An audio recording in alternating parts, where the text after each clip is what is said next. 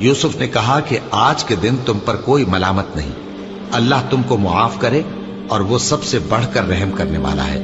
یہ میرا کرتا لے جاؤ، پھر اسے والد صاحب کے منہ پر ڈال دینا تو وہ بینا ہو جائیں گے، اور اپنے تمام اہل و عیال کو میرے پاس لے آؤ۔ اور جب قافلہ مصر سے روانہ ہوا تو ان کے والد کہنے لگے کہ اگر مجھ کو یہ نہ کہو کہ بوڑھا بہک گیا ہے تو مجھے تو یوسف کی بو آ رہی ہے۔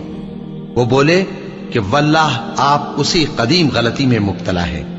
مگر جب خوشخبری دینے والا آ پہنچا تو اس نے کرتا ان کے منہ پر ڈال دیا، سو وہ بینا ہو گئے اور بیٹوں سے کہنے لگے کیا میں نے تم سے نہیں کہا تھا کہ میں اللہ کی طرف سے وہ باتیں جانتا ہوں جو تم نہیں جانتے؟ بیٹوں نے کہا کہ ابا ہمارے لیے ہمارے گناہ کی مغفرت مانگیے، بے شک ہم خطا کار تھے۔ فرمایا میں اپنے پروردگار سے تمہارے لیے بخشش مانگوں گا، بے شک وہ بخشنے والا ہے، مہربان ہے۔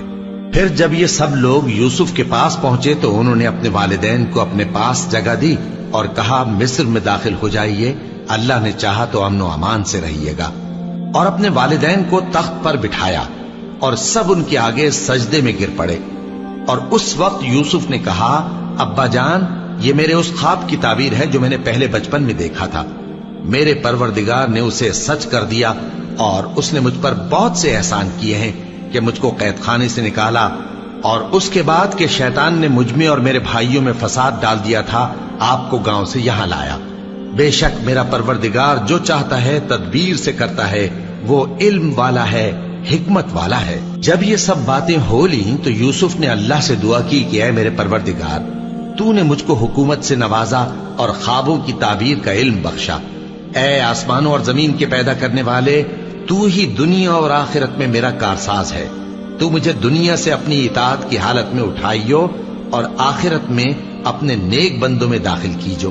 اے پیغمبر یہ اخبار غیب میں سے ہیں جو ہم تمہاری طرف بھیجتے ہیں۔ اور جب برادران یوسف نے اپنی بات پر اتفاق کیا تھا اور وہ فریب کر رہے تھے تو تم ان کے پاس تو نہ تھے، اور بہت سے آدمی گو تم کتنی خواہش کرو ایمان لانے والے نہیں ہیں، اور تم ان سے اس خیر خواہی کا کچھ صلہ بھی تو نہیں مانگتے۔ یہ قرآن اور کچھ نہیں تمام جہانوں کے لیے نصیحت ہے، اور آسمان و زمین میں بہت سی نشانیاں ہیں جن پر سے یہ گزرتے ہیں اور ان کو نظر انداز کر دیتے ہیں، اور یہ اکثر اللہ پر ایمان نہیں رکھتے مگر اس کے ساتھ شرک بھی کرتے ہیں۔ تو کیا یہ اس بات سے بے خوف ہیں کہ ان پر اللہ کا عذاب نازل ہو کر ان کو ڈھانپ لے یا ان پر ناگہاں قیامت آ جائے اور انہیں خبر بھی نہ ہو؟ کہہ دو میرا رستہ تو یہ ہے، میں اللہ کی طرف بلاتا ہوں سمجھ بوجھ کر، میں بھی لوگوں کو اللہ کی طرف بلاتا ہوں اور میرے پیراؤ بھی، اور اللہ پاک ہے اور میں شرک کرنے والوں میں سے نہیں ہوں۔ اور ہم نے تم سے پہلے بستیوں کے رہنے والوں میں سے مرد ہی بھیجے تھے جن کی طرف ہم وہی بھیجتے تھے۔ کیا ان لوگوں نے ملک میں سیر و سیاحت نہیں کی کہ دیکھ لیتے کہ جو لوگ ان سے پہلے تھے ان کا انجام کیا ہوا؟ اور متقیوں کے لیے آخرت کا گھر بہت اچھا ہے، کیا تم سمجھتے نہیں؟ یہاں تک کہ جب پیغمبر نا امید ہو گئے اور انہوں نے خیال کیا کہ اپنی نصرت کے بارے میں جو بات انہوں نے کہی تھی اس میں وہ سچے نہ نکلے، تو ان کے پاس ہماری مدد آ پہنچی، پھر جسے ہم نے چاہا بچا دیا، اور ہمارا عذاب اتر کر گناہگار لوگوں سے پھیرا نہیں کرتا۔ ان کے قصے میں عقل مندوں کے لیے عبرت ہے۔